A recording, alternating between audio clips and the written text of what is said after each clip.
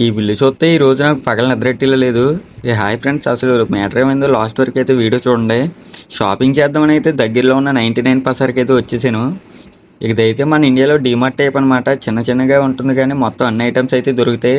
మనకి ఏం కావాల్సిన అయితే తక్కువ రేట్లో దొరుకుతాయి అనమాట ఈ పసార్లో.